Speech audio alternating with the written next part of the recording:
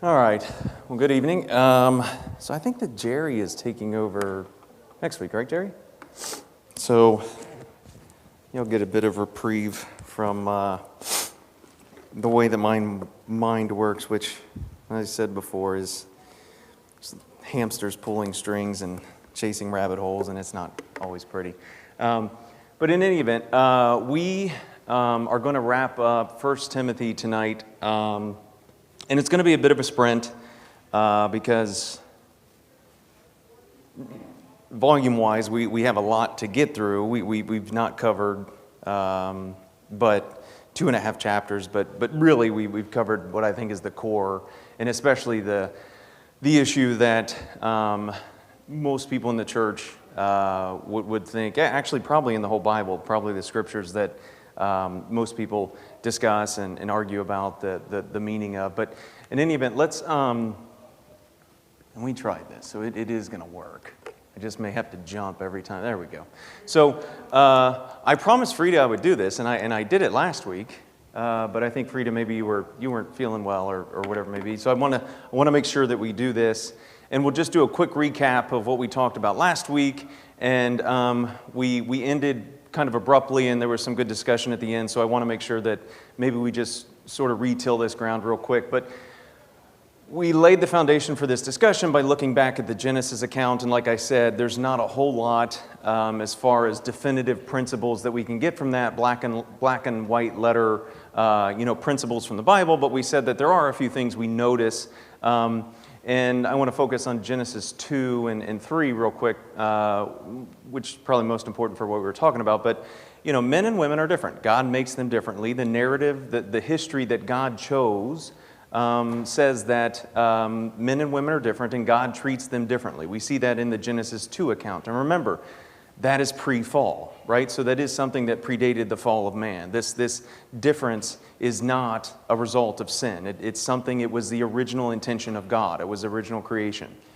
And then after the fall is when we get into Genesis 3, and we see that, that again, not a guiding principle, but something we can sort of extrapolate from it, is that man seems to have primary responsibility for the sins of the couple. And again, this relationship that God sets up between man and woman is not the result of the fall, but the conflict in that relationship seems to be what God is saying is going to be the result of sin. Okay.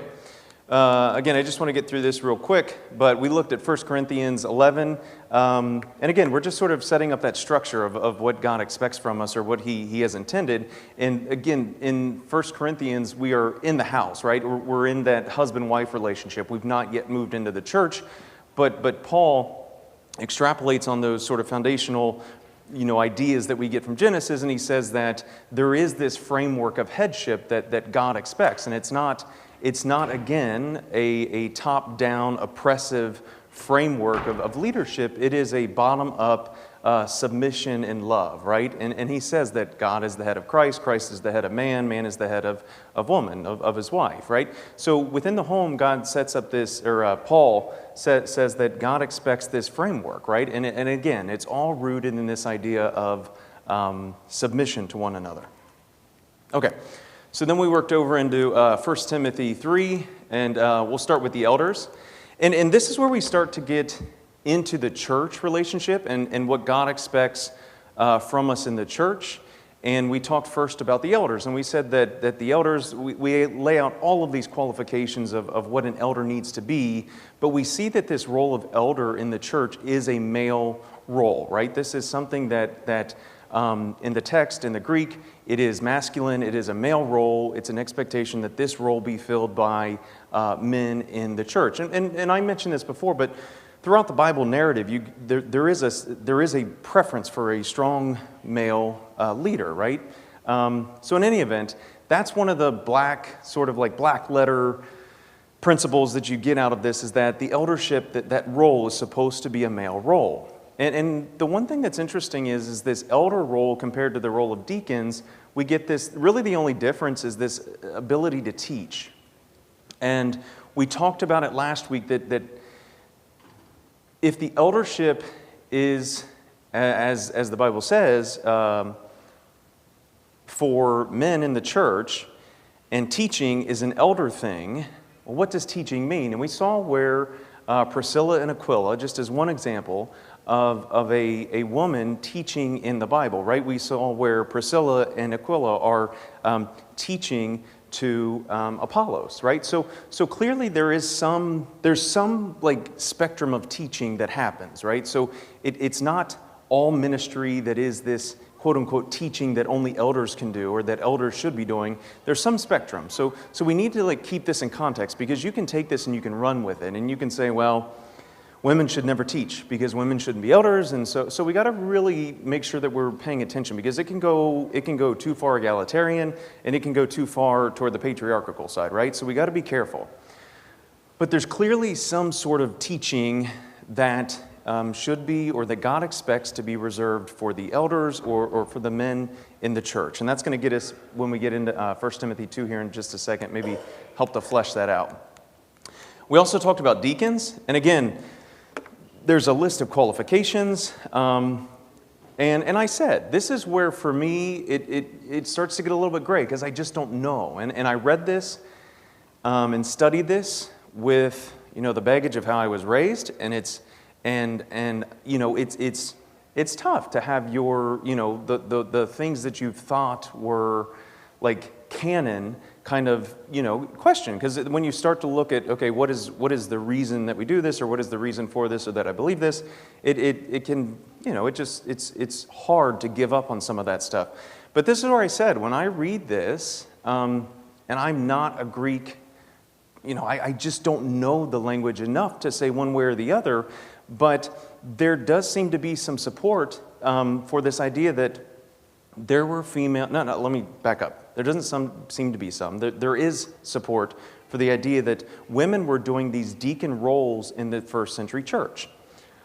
Now, Phoebe, we can debate whether when Paul mentions Phoebe, whether he meant deacon in the sort of like the... anointed, like the position of deacon or not. Again, I'm not a Greek scholar. I don't know. But it's clear from history and from the Bible that women were doing things in the church that, to support the church.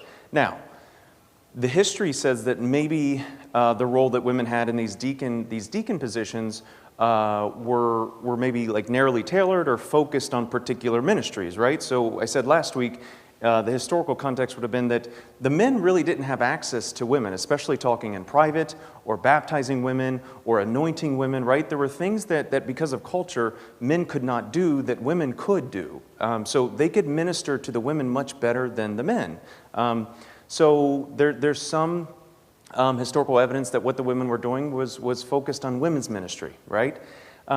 So again, where I come down on this is I just don't know. I think that, and we're going to get into this tonight, I think that's why we have elders in the church, because each church needs to rely on the fact that these men who are put in these positions are doing the best they can and reading the Bible and trying to apply the Bible canon.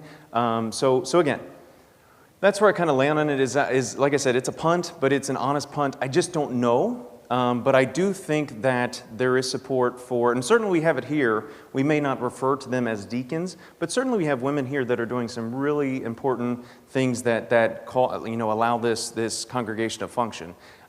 Katie and Brittany I know that Rob and I nominally help, but they're leading that junior youth ministry, and so many good things are happening. Jillian and Sue are constantly busy. So in any event, I encourage you to look and just dive into that a bit. But this is sort of where we left off, and we went a bit quick with it. But it's like I said, I think I land on the soft complementarian side of it after this. But in any event, let's move on to 1 Timothy 2, and we'll talk about this, because all of this really was the prelude to this, which I think if you don't have that background can be a bit, it just gets to be a bit testy, right? If you just jump into this and talk about women being quiet in the church, it's like, oh, well, that's, that's really kind of jarring. That's abrupt. It's difficult, right? Especially in our current, with our current sensibilities, right?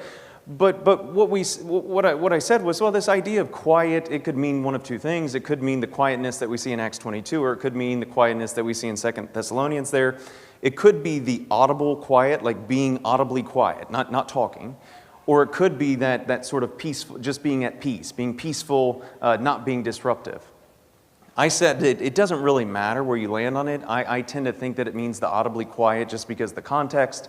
But again, we see in 1 Timothy 2 where it's during that teaching, right? So we see that word teach again. And again, I think Paul means something particular by the teaching, right? There is this like weekly authoritative theological teaching that is reserved for the men in the church.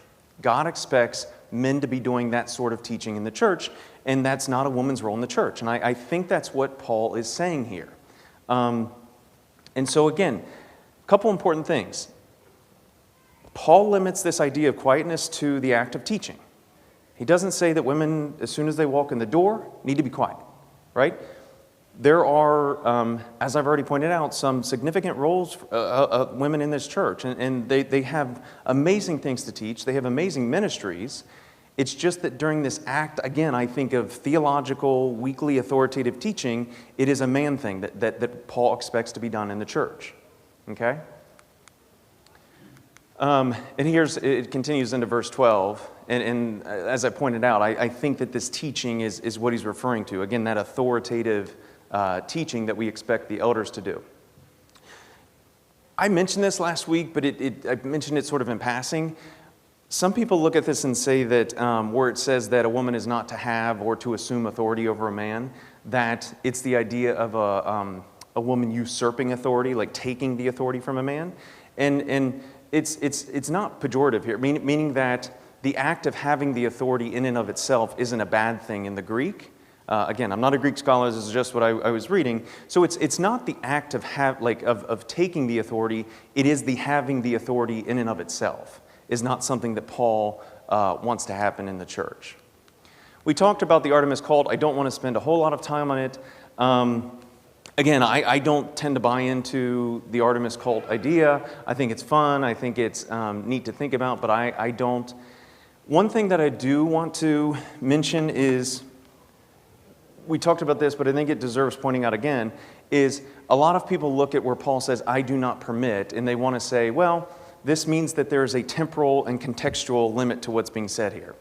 And like, I would just admit that my view on things like the Constitution and everything is that there always has to be some limiting principle on how you're going to interpret things, right? So if you take that position with these scriptures, where do you stop, right? If you say that these scriptures are only meant for that particular time, well, then where do you stop in the rest of the Bible? Like, because you can say that about everything. And here, just in 1 Timothy 2, he uses this same, and I forget what it's called, but it's the first person and some form of I in a verb. I don't know. I studied civil engineering. Okay? But Paul uses this combination of first person, whatever it is, numerous times, dozens of times. Right? And if you start to say, well, anytime that he does this, anytime he says something like, I do not permit, that doesn't apply to me, you've pretty well wiped out most of what Paul had to say. And that is the problem for me, is that if you say that this doesn't apply to me and it doesn't apply to the church now, I don't know where you stop. Okay? Okay. So let's, 13 and on, we're going to kind of go through quickly. Real fast, again, this is another reason why I don't think this is limited in time, because remember, Paul, and he does this in 1 Corinthians 2, this setting up of this framework of men and women, he roots it in creation. And in fact, he goes back to the Trinity that predates creation, right? So he doesn't say this is a principle that is for the now. He says this is because of things going all the way back. At this point, it would have been 4,000 years before, right? It would have been when creation, like it is rooted millennia ago. Right? So Paul himself roots these ideas in creation itself. Okay. All right, so that's where we left off. Any questions about that? Any comments? We kind of went through very quickly last week, and I felt bad. We went a few minutes over, but any thoughts before we jump to the rest of 1 Timothy?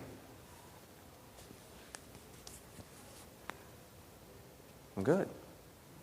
All right. So we're just going to, we are not going to have time to read and dissect this, but there are a few things that I wanted to pull out and talk about. So let's go to 1 Timothy 3:15. And what's neat is as you're flipping there, I'll talk over you. But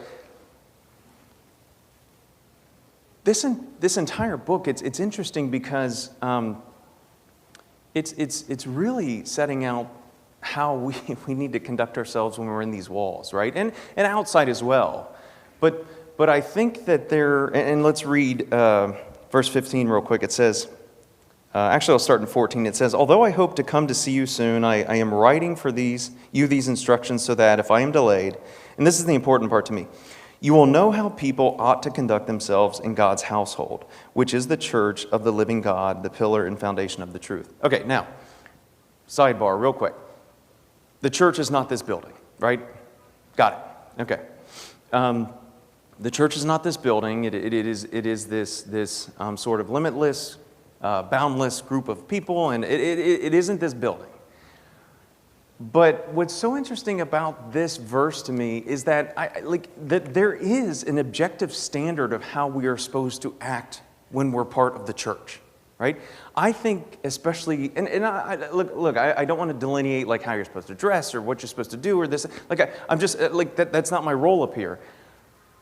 I find it amazing that we, especially in our culture nowadays where it's like everybody's sort of got their own, truth and reality and this, there is there are objective standards, right? God has a standard out there and he expects something of us. And Romans tells us it's written on our heart. We know it. So I just think this is so neat because he says this is how people ought to conduct themselves in God's household. There is an objective standard of how we are supposed to act when we are part of the church, right? When we're in these walls, when we're out of these walls, when we call ourselves a member of the church, we are supposed to hold ourselves to God's standard. And if you were in our journey group, our Worldview Journey Group, you know that standard is one that God set because no man would ever nobody can ever live up to the moral code that God has set for us, right? It is an unreachable standard.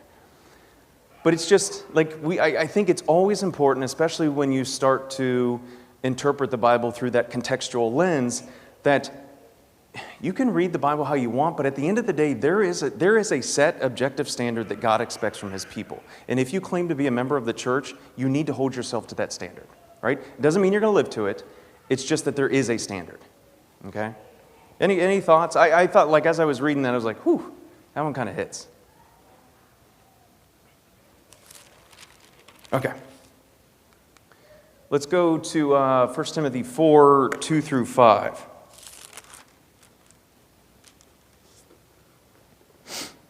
And it says, such teachings come through hypocritical liars, whose consciences have been seared as with a hot iron. They forbid people to marry and order them to abstain from certain foods, which God created to be received with thanksgiving by those who believe and who know the truth. Okay, I want to stop there.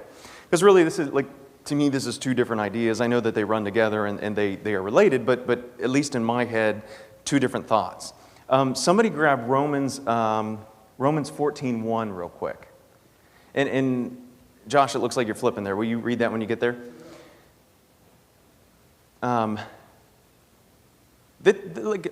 Somebody paid me a small compliment a while back about the idea that there are a lot of non-salvation issues that people fight about, and just the ability to keep a level head about. Not get so rooted and so dug into these non-salvation issues, and just being able to talk about them and keep an open mind. And this is such a big issue. Josh, will you read Romans 14:1? It says, except other believers who are weak in the faith, don't argue with them about what they think is right or wrong. Yep. And I don't know what version that is, but mine, and the thing I've always kept in my head is disputable matters. He says, don't fight about disputable matters. And gosh, guys, this is something that we have got to take to heart and understand that there's black letter wrong and right in the Bible, right? There are things that churches are bending on that they shouldn't bend on. It's just categorically wrong. Okay. But the order of service, like if we sing 2 songs or 3 songs or 4 songs, like that's not part of it, right? And like we get so bogged down and we die on the hills of these disputable matters, and it's just a distraction. And not only is it a distraction, but holy cow, it causes people to leave the church, right? So if we can just keep a level head about this stuff, and that's not exactly what Paul is saying here. Paul is saying that there's this false teaching going on that's causing people to think that these, disputable matters are salvation issues. So it's a little bit different than what I'm saying. But I want to die, decades from now, and this church being thousands of members, and part of that's going to be that we have got to understand that these disputable things, these things that aren't black letter in the church, we got to be willing to say, okay, and accept accept other views on them, right? It's so hard, especially if you're raised in the Church of Christ like I am, because every sermon has to have 3 points, right? Like there are non-scriptural, scriptural things in the Church of Christ that we just really have a hard time with, okay?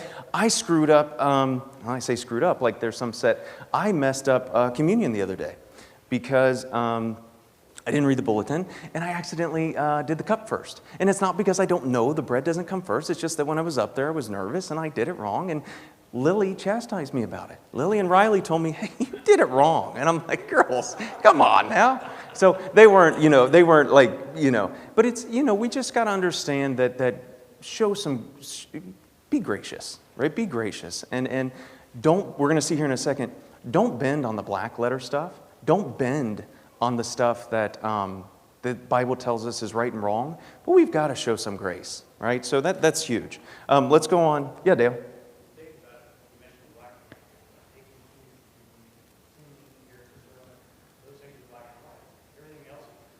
Yeah, yeah, yeah, yeah, yeah, yeah. Yeah. Yeah, and that's big. It's just hard. Like I said, when I went into this, I brought everything that I had into it, and it's even when even stuff like, that we were talking about earlier, just the Bible points us in so many good directions, and just always go to the Bible. Let's go on to verse 4 real quick. It says, I love this because it says, for everything God created is good. Now remember, when you go onto Facebook and you're selling something and you say it's in good condition, like good for a human is, it's good, whatever. When Paul or God, and when God tells you in Genesis 1 that it is good and that it was particularly good at the end, like it's fantastic. This isn't Facebook, not like new, it's used, it's good. This is when Paul tells you that what God has made is good, it is perfect. Right? So he says, for everything God made is good, and nothing is to be rejected. It is received with thanksgiving because it is consecrated by the word of God and prayer. Okay. Now, I think that what Paul is saying here is that these things that they're telling these people to abstain from doing, those are gifts from God and they're good things. When I read this, because he doesn't limit it to those things. He said everything is good. And I think we need to, especially following up on that conversation of submission in our relationships, we need to, and I'm going to go back to where we were and understand that these relationships, both in the church and within the home, these are things that God has made. And Paul is telling us, just like God tells us, these are good, right? And we talked about how in the Old Testament, God set out all those laws, including the washing of the hands and the kicking the people out with the white sores out of the camp for a week, right? They didn't know why. Again, God didn't sit them down and explain bacterial and viral infection and germs and that, right? You just do it because God says it is and it's good for you. You don't have to know why it's good. It's just good sometimes, right? So I would encourage you to sort of take that mentality into everything, right? God tells us to work, and it's not. Like, it isn't fun, but it's good for you. It's good. The statistics of people who retire, and soon thereafter, if they don't find something to keep their idle hand, like, it's all good. This is all good stuff. And just, I'd say if you question it or if you're having a hard time with it, just go back and read this. Everything is good. Everything is good. Okay. Any thoughts there? I love that. Okay. Let's go to let's go to chapter 5, verses 3 to 8. This one's kind of fun. I never watched the show Gossip Girls, but I don't know what it's about, but I assume like it's a bunch of girls gossiping. I've got to assume because that's the title. There were clearly some gossip girls in Ephesus. Like there was something happening, right? So in any event, verses 3 through 8. Before we get to the gossip girls, let's talk about this. It says, "Give proper recognition to those widows who are really in need. But if a widow has children or grandchildren, these should learn first of all to put their religion into practice by caring for their own family, and so repaying their parents and grandparents, for this is pleasing to God." Then let's skip down to verse 8. "Anyone who does not provide for their relatives, and especially for their own household, has denied the faith and is worse than an unbeliever." Okay. I don't want to get preachy, but I want to step up on a soapbox just for a second. I think our culture is terribly bad about not taking care of our family members. I think that we, in our convenience culture, don't ever want to give up convenience to take care of our parents or our siblings, right? It's hard. Like my mom died almost 5 years ago, and so. Like when somebody passes and it's just, it's hard. It's hard to stay together. It's hard to, we move back and we want to add room there. So if dad needs it, it's hard to stay together as a family. It's hard not to fight. It's just hard. But holy cow, what does verse 8 tell us? It says, anyone who doesn't take care of their relatives, it says they have denied the faith and they are worse than an unbeliever, right? I just think that we as a Christian people, we as a church, need to set an example for how we take care of our family members. Be it our siblings, be it our parents, whatever it is, we have a responsibility to take care of our family members, okay? And, and I'm not just talking about older family in nursing homes, but younger, right?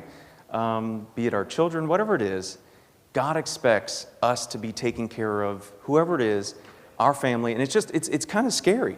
If you don't, in God's eyes, worse than an unbeliever, okay? I don't know. Like I said, I don't mean to step on a soapbox. I just think that in our current culture, we are particularly bad about not doing this, okay? Any thoughts on that one? Because that one's kind of tough. I work with a lot of, I know several Amish folks, and there's no such thing as one folks over the Amish. Yeah.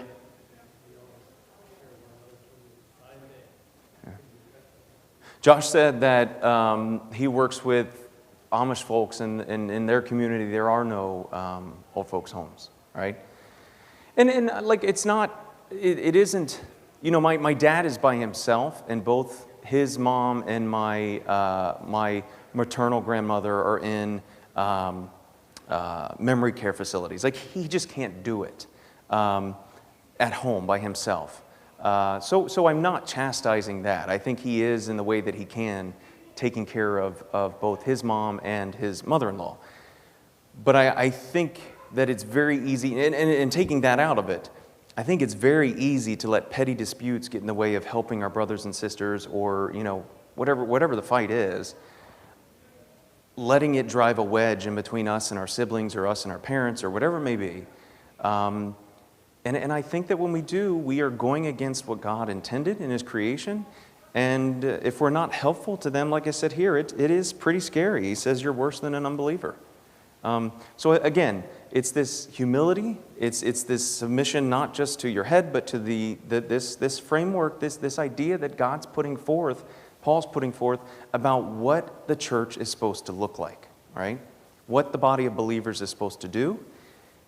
And I think that means putting everyone else above ourselves, right? So certainly in our family, God expects a lot out of us. As well as not just the blood family or our church family as well. Yeah, so I certainly think that here he's talking about blood relatives, but I forget who I was teaching for. Oh, it was Maurice's class when you went out of town a while back, and we talked about, if you were in here, the little platoons, right? That Edmund Burke talks about. Edmund Burke says that the family is this little platoon, the little platoons of society. And after you get out of the family, then you have the church. And after the church, then you have the local community. And after that, you have the state and then the federal government. And he talks about how when you erode, when you take the importance away from these little platoons, the family, and then the church, and then the local community, you end up with this sort of totally flipped view of the federal government has to take care of everything. Or, remember we said that you end up with a bunch of lone wolves, and we're seeing that a lot today with young men, right? That's all aside. But that goes to the family and the role of the family and what God expects from the nuclear family. I'm not talking about the church, but the blood family. He has certain expectations. What Josh is getting at is this church family, and I'm going to tell you, we're in a bad way with the church right now and how important it is to the community. I do not think people see the church and think what you're thinking right now, that if I go into these walls, this is a helpful place.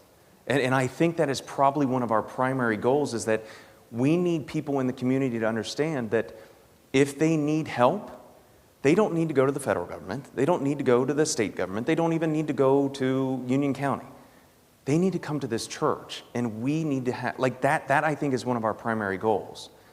So what Josh is getting at is, I don't think that's what he's saying here in this scripture, but what you're talking about is scriptural. We need to be helpful.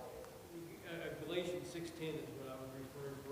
It says, therefore, whenever we have an opportunity, we should do good to everyone, especially those in the family of faith. Yeah, and that we see that in our in the junior youth group. We have a couple of families who their kids started coming, and then they've come, and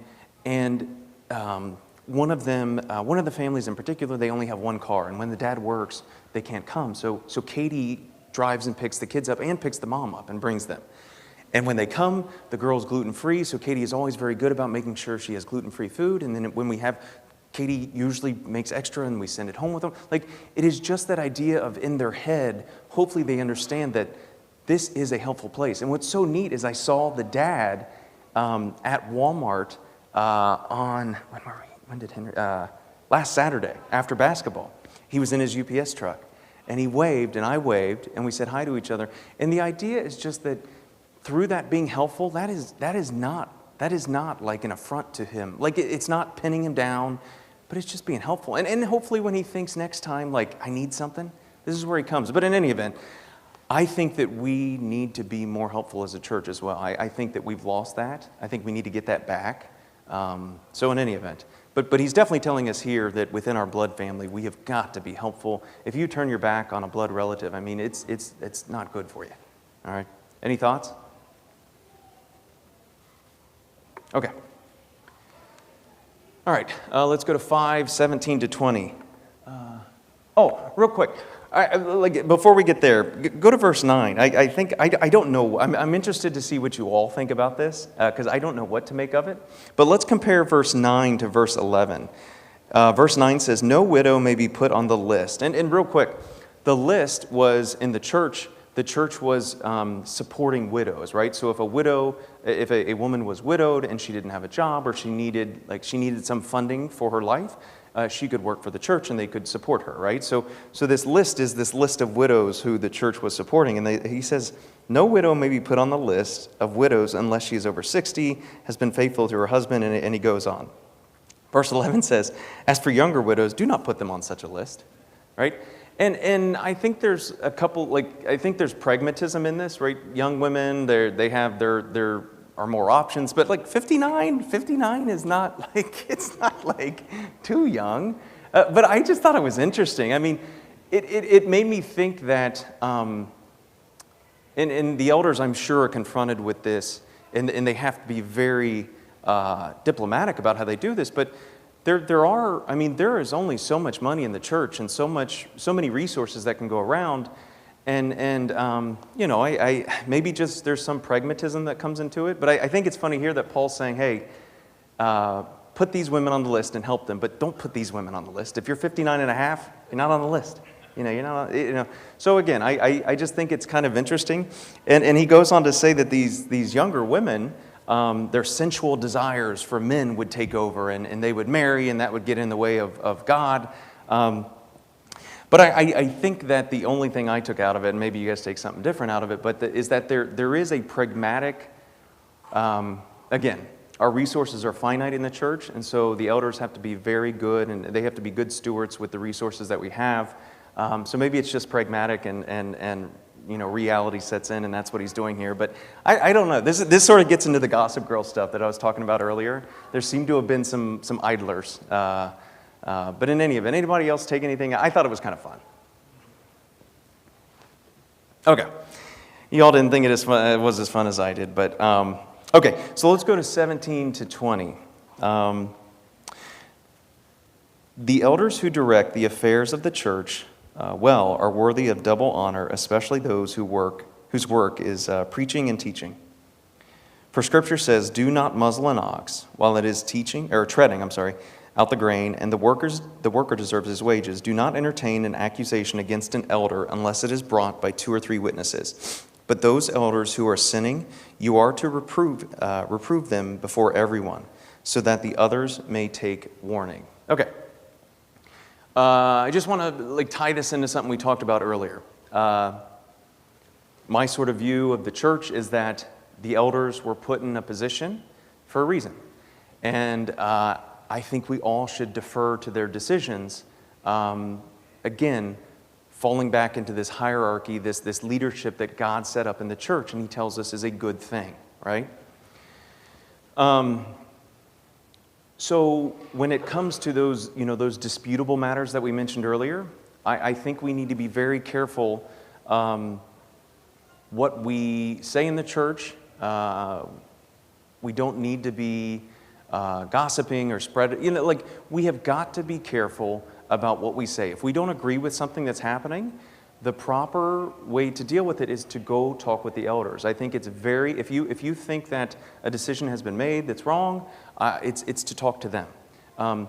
You've got to respect this leadership that God has put into place, and that's not exactly what he's saying here. I'll get to that in a second, but this is how I tie it into what we talked about earlier. Is this leadership that God has put into place? It is there for a reason, and we've got to be very careful about again.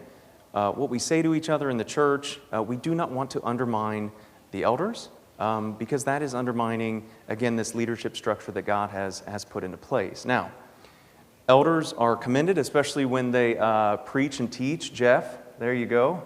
But I think it's important here. He says that the worker deserves his wages, right? And there are some good workers and there are some bad workers, right? And we talked about the elder qualifications, but again, my dad has been an elder for decades down in Whithamsville, and he talks often about just how hard of a job it is. And again, I'll say this, I think we've just got to be gracious, and we've got to be not just gracious with each other, but with the leadership. And again, if you do have issues with what's happening in the church, decisions that are being made, certainly we shouldn't be gossipy. You should go talk with the elders, okay? But again, very pragmatic, because again, this is what Paul's talking about, is this is how this body is supposed to operate, okay? And I think it's easy, especially when we get within our little cliques in the church, to talk about, things we don't agree with or things that were said that we, but that's not good. That's not helpful for the church, okay? Yeah, Dale.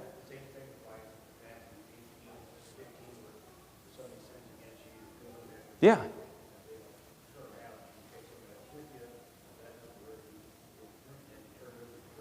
Yeah.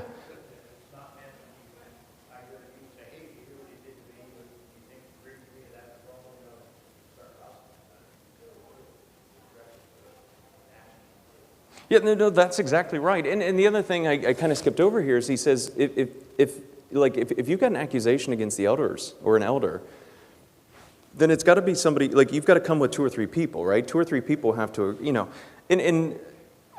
don't know if you need those numbers or whatever it is, but the point being that God does not take accusations against the eldership or the leadership of the church lightly.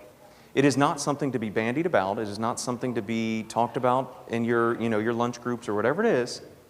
You have to respect the eldership of the church, the leadership of the church, okay?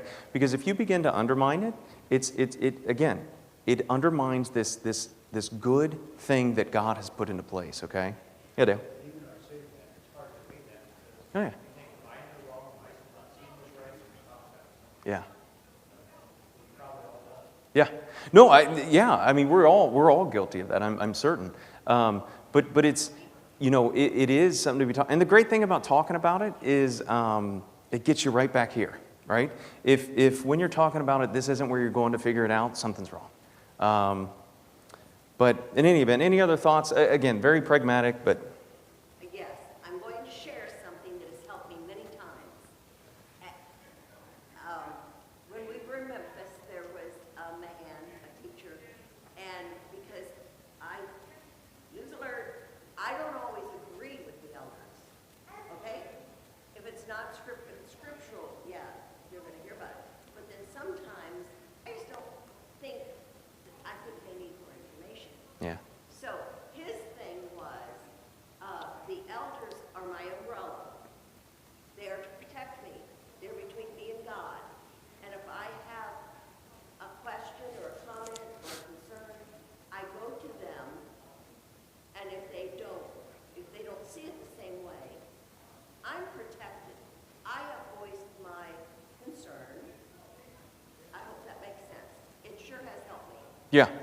Yeah, I think, like, the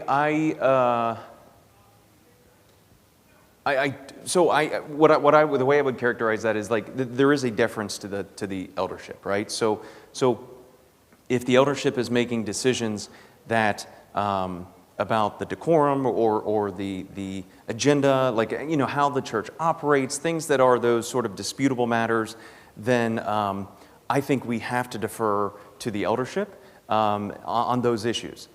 Black and white letter, like biblical stuff, I think you've got to raise it with the eldership. There is, like, for example, if the eldership at this church decided that they were going to full out endorse homosexuality, like that can't happen, right?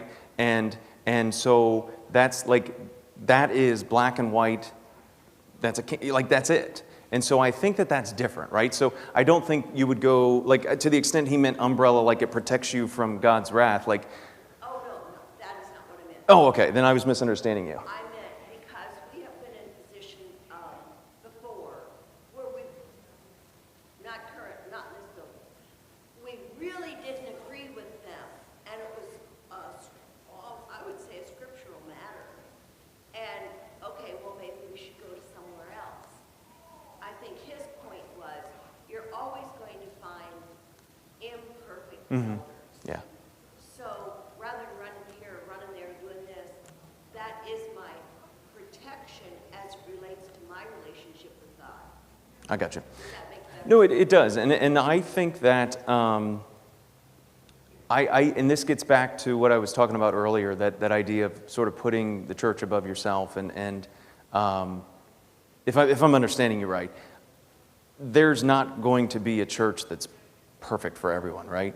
But at some point you've got to, as we're told repeatedly, don't be a stumbling block. Like, and it's not just for other people, but it's for you. Like if you're coming to church and you're so focused on these issues that are extra biblical or not salvation related, like you got to get over it. Like, I hate to say it, but I have an aunt who switched from the church that we grew up in, and she went somewhere else because they switched preacher. Like they asked the preacher to step down. He was getting older, and they brought in somebody new, and she just and it just about tore the family apart. And it was so sad, but it was, she just couldn't, in my mind, the way I see it is, she just couldn't put the church above herself. It was just hard.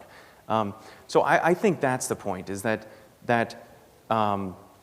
when it comes to those sorts of issues, we have got to be willing to be humble and to submit to, like, there's just something bigger and better. So I don't know. Maybe I think I understand your point. I hope that's it. But I think when it comes to those issues, we've got to be willing to agree to disagree and know that there's a bigger picture, a bigger goal. Like, this isn't it. You know? Yeah, Jeff? Yeah, just following up on that, sort of the other side, I think it's absolutely remarkable the times that has happened here, and it has happened with some breakthroughs. I just think it is so remarkable how the times that we have been able to sit down in the room with someone who does have a question, needs more information, or has a straight up disagreement, to come out of that room with unity, and come out of that room, and connect. That doesn't mean necessarily that we came out in complete, agreement. Yeah. But we came out with unity in those situations. And so I have consistently said that this is a biblical law. It is clearly a mandate of how it should be done. Go to the brother, talk to them if you have a problem, especially if it's an oath. Do that. Come talk. But it's not, it is a biblical mandate that has proven itself time and time again in practicality. Yeah. And that is something that is just a remarkable thing. Because I know the time not that long ago where we did have a conversation with people who had a question about something, were in disagreement. And to come out of that room with hugs and understanding and closeness that we didn't even have before.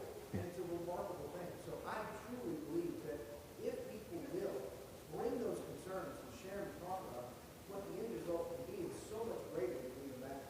Yeah, and two things on that. So that just, it goes back to my point that even if we don't know it's good, it is good for us, right? So that scriptural way that we're supposed to deal with these discrepancies is, in the end, a good thing, not just for us, but for the church. And I lost my second point. And it was more remarkable than the first. Holy cow. It was quite remarkable. But again, even when we don't know it's good, it is good for us. And this was my second point. I don't know. But God talks, or Paul talks here about gossipers and things like that. And I've said this a few times, but that's not good for the church. And what Jeff is saying is that, at least paraphrasing, but if you've got a problem, go to someone and talk it out. And it is tough, but I hope that those of us who are sitting here in these pews week in and week out, like, we understand that there is a bigger goal. And that if we've offended or affronted somebody, we should, again, it all comes back to that humility, right? Being gracious, being humble, and just hearing somebody out. And like Jeff said, at the end of it, I promise you, there's going to be, like, you're going to have that understanding, that common goal that brings you together. Okay, real quick. I think there was, so verse 24 real fast. So it says, the sins of some are obvious, reaching the place of judgment ahead of them. The sins of others trail behind them. I've sat up here and said a few times, like, we need to be better as a church. Like, I am not, all of this applies to me equally, okay? We were with somebody who had been coming to this church for a while, and they said that they didn't like coming through these doors because they just felt like they were being judged, because their sin was not something that they could hide. And I told them, I said, holy cow, like, if this is something that's been said to everybody, but if sinners weren't allowed in the doors, like, we wouldn't be here. And this is the point of this scripture. I think part of it is that, again, just going back to that being gracious, right? I can get up here and talk to you because the troubles that I have, the sins that I have, are ones that I'm not wearing on my sleeve, right? I can be up here and do this and act this way because the struggles I have, they're not on a billboard and you're not seeing them, right? And we've just, again, got to be gracious with people. And it's like, I looked at a statistic, and something like 3/4 of people said that they don't come to church, or that they have thought about not coming to church because they think that most of us it's just full of hypocrites. And it's hard because I don't feel that in this church, but I do think there's a perception on the outside looking in that that's what we are. So I think we just got to be wary of that and just continually remind ourselves that when we see that person on the street that's struggling with whatever it is, it's just we can see their sins. And so we're just lucky that they can't always see ours. And I think that's something that Paul's hinting at here. Last thing I'll say is this: it took me a long time when I was going through law school and this, that, and the other. Like I wanted to be president, I wanted to do this, that, and the other, and it was always what's next and what's next. And I don't know, maybe 5-6 years ago, I got to this point where the kids were getting a little bit older and just like content. And there is just a perfect happiness in just saying, I'm okay with my farm and my job and my kids, and just like there is something about just being content with what God's given you, and there is just something nice. Like it's kind of less stress. I don't know what it is, but this kind of hit me when I was reading it, because it took me a long time to get there, maybe mid-30s. But it was just when I did finally reach a point where it wasn't what's next, and just stopping and saying, man, I'm happy with what I have, and thank God for it. It just felt good, and it feels good now. Not to worry about it. Okay, that's the end of our discussion. Jerry's going to take over, but any comments, questions? Yeah, Frida. I want to comment on the other part there first. Nobody else commented on. Yeah. But I get it, because I have a girlfriend who's 55. She's actively not going to marry. She wants to be her ex-husband with Social Security, right? Right? And then like me, and you probably can't tell what I look like right now, but if something happened to Carla, people come back from Mexico like this time next year, I'm going to be married.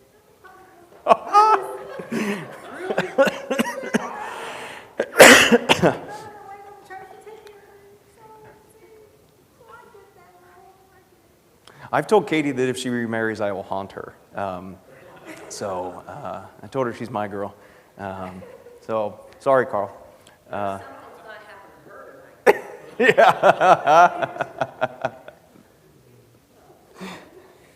tonight. Any other thoughts, comments? Thank you all for your patience. I know that we really went the circuitous route through this, and so thank you for being patient as we did.